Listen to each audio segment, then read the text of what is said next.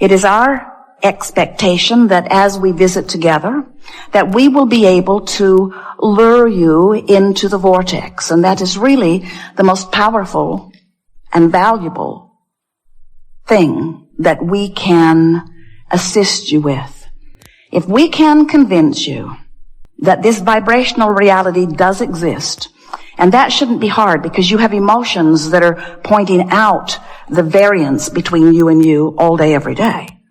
If you will feel the difference between fixating on something that you appreciate and staying there long enough that you feel yourself breathing it in completely, and then fixating on something that you are complaining about or condemning and feeling the interesting difference in the life-giving quality and the sucking the life right out of you quality of your focus, you can show yourself that these two aspects of you do exist. And then, once we have convinced you that you have this vibrational relationship and that your emotions are the indicator of how you're doing, then you can begin to look forward, or better said, feel forward into this vortex of creation. Once you believe, now the vortex takes you in frequently, and once inside this vortex frequently, you begin, and we know this is going to sound ethereal, it's going to sound new agey, it's going to sound religious, it's going to sound like another dog and pony show. When you get inside the vortex, you will have the gift of sight, the gift of hearing, the gift of seeing, smelling, tasting, touching. When you get into the vortex, when you get in there and have practiced the vibration of it long enough that it comes easy to you, we see you sometimes, you'll meditate for 10 or 15 minutes and release resistance in the process, which means you're in the vortex, but then you come out into your day and complain like you have been, so you spend most of your day practicing the out of the vortex vibration and very little bit of your day in the vortex practicing the in the vortex vibration. This Art of Allowing workshop is all about getting as close as you can to the vortex and trusting that in time, if you get close enough, often enough, the vortex will take you in, and as it takes you in often enough, you're going to begin to practice the vibration inside the vortex, which means your resistance will subside, and by law, everything that you have been asking for, all of which is in this vortex of creation, must manifest in your experience, where not only you, but others may see it. Now, it's important to know, and you know this already, those not in the vortex usually can't see what you're manifesting because their vibration is such. Haven't you ever just felt wonderful and somebody else just feels awful and you're looking pretty much at the same street on the same day in the same city? In other words, there are as many different worlds moving around here as there are moods and attitudes. Esther sat to meditate one day and fixated on the words ease and flow. Ease and flow. And she couldn't think about ease without thinking about ease. Ease is a hard thing to be confused about. Ease is ease. Ease is wonderful things happening without struggle. Ease and flow. And as she pondered those two words for 15 minutes, when she came out of her meditation, her day turned around. She found more productivity with more fun and less effort than she'd experienced in a long, long time. And she thought, I like that feeling of ease. And we say, what she did was she accepted with very little effort the leverage of the vortex. When you care about getting in there, when you care about ease and flow, when you care about clarity, when you care about the way you feel, and you're willing to loosen your grip on the impropriety or the imperfection or the downright wrong behavior that you've been focused upon somewhere in your physical world, when you're willing to feel for alignment rather than sort out the problems longer, what you're going to discover is You have put enough into your vortex of creation to keep you happily busy for 20 or 30 lifetimes. And when you focus in a way that no longer keeps you out of the vortex, everything that you want will show up in your experience. Now, we hope you heard that in exactly the way we meant it, because we want you to accept that what law of attraction is, it is a unifying law. It is a culminating law. It is a attracting law. In other words, it is the law of rendezvous. It is the law of rendezvous. So, if you've got a lot of ornery people in your life, the law of rendezvous is just showing you who you are. If people are stealing from you, the law of attraction, this rendezvousing law, is just showing you who you are. And you say, but wait, I would never steal from another. And we say, we're not saying that you're a thief, but you've got thief vibration going on. You're worried about people taken from you. You're worried about that sort of thing going on. It's active in your vibration, and the activation of things going wrong is the preventative reason preventing things from going right. Can you hear it? So, we'd like to just zap you all with clear insight that makes you say, I'm going to stop fussing over the small stuff. And technically, it's all really small stuff. It's all ineffective, unimportant. It's not needing to be documented because it's out of the vortex. I'm going to train myself into the vortex. That's where we want you to be when you exit this theater at the end of this day. We want you to have one thing and one thing only on your mind. That vortex place seems like a good place to be, and I'm going to feel my way in there. Now here's the ulterior motive for getting in there. I'm going to get in that vortex because I want to feel good.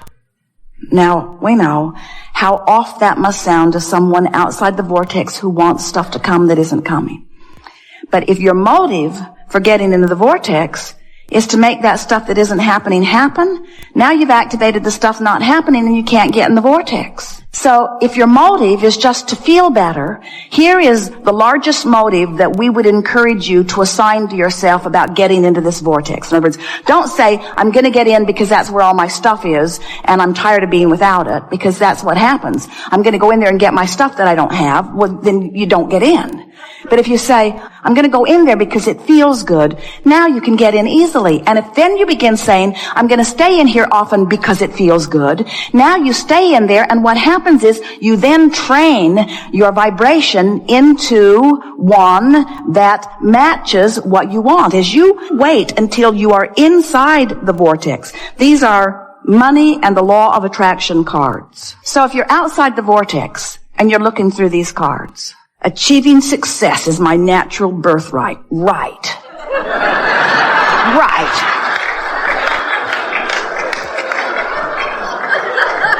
You know how it feels to be outside the vortex, affirming what you do want? It's like pouring salt in the wound. It's like saying, who writes this stuff? Who writes this stuff? They've got their head and their clouds are somewhere else, I'm sure.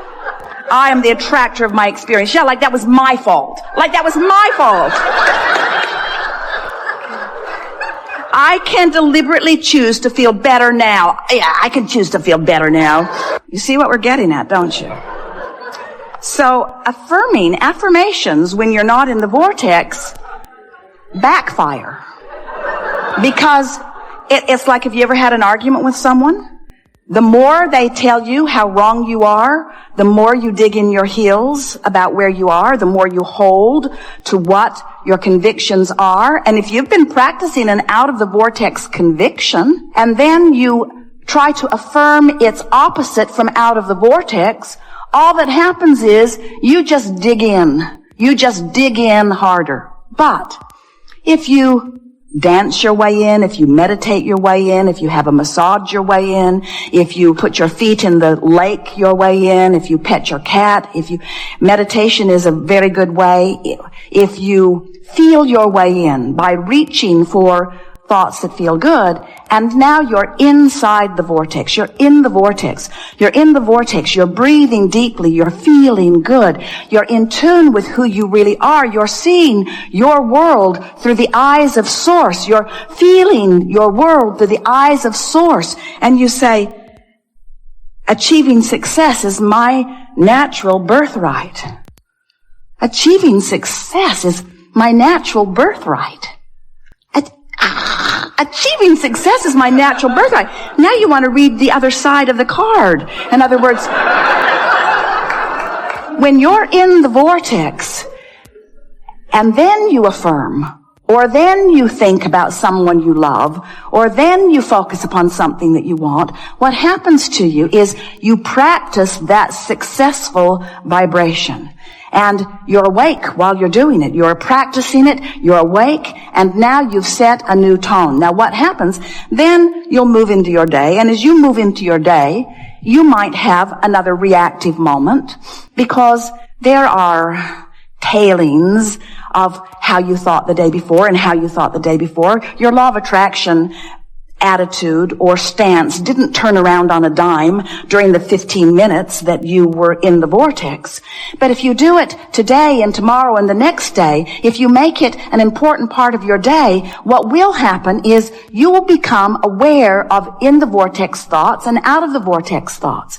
And you'll catch yourself as you are moving through your day so that you will finally become a deliberate creator. That's what proactive attraction is. You become a deliberate creator because you offer your vibration on purpose rather than reacting to what's going on. And when that happens to you, you can hold your own no matter what. It does not matter what is swirling around you. Law of attraction will ferret out from the soup that is swirling around you only those things that are a vibrational match to what you have trained yourself to be. And really, how hard can it be to train yourself into vibrational alignment with the whole of you who is projecting it in this powerful, powerful way? Once you get the hang of this, once you care about feeling your way into the vortex, we offered a game to Esther and she had such fun with it. She loved that feeling of ease and flow so much. We encouraged her to start through the alphabet and choose a word that begins with A that feels in the vortex to her. And so from inside the vortex, it was easy. She said appreciation. And then just held the thought long enough that she received the feeling of complete alignment with her source. And then we said choose a B word. And she said bask, that's easy. Clarity, that's easy. Delicious, divine, that's easy. Energy, easy, ease, all easy. Fun, full, focus. Now from inside the vortex, focus. Oh, focus is fun. Focus feels great if you're inside the vortex. If you're not in the vortex and you think focus, now it feels like harder work. So what you do, you get in the vortex and you're pretty sure you're in there and then play the alphabet game. In other words, it's so fun to find more in the vortex emotional words. Esther found if she would preface her search for the word with, I feel more. I feel moved. I feel magnificent. I feel joy. I feel happiness. As you want to feel and you reach for those words that you consciously acknowledge feel good to you, what happens is you're going to train yourself, you're going to train your vibration. You're going to train your point of attraction. You're going to train your point of attraction into everything that you've asked for. And then what happens is it has to start showing up. So then it gets easier and easier and easier. Because not only then are you proactive because you're deliberately going to the vortex that no one else can see, and you're deliberately reaching for a feeling that feels good only to you because you're in there all alone. In other words, you're deliberately doing it, but if you do it long enough, what begins to happen, and long enough, we only mean a day or two or three or four, a week, a month. In other words, as you practice this for 15 or 20 minutes every day, you will train your vibration into a new point of attraction, and then you will begin experiencing a life that you can then react to. Wonderful life. In other words, isn't it great when there is someone lovable standing right before you who is so easy to love. But before you know about the vortex, and before you know about how you can find the feeling of love even if you are surrounded by scoundrels, before you know that, then lovable ones usually just train you to be annoyed at those who aren't lovable.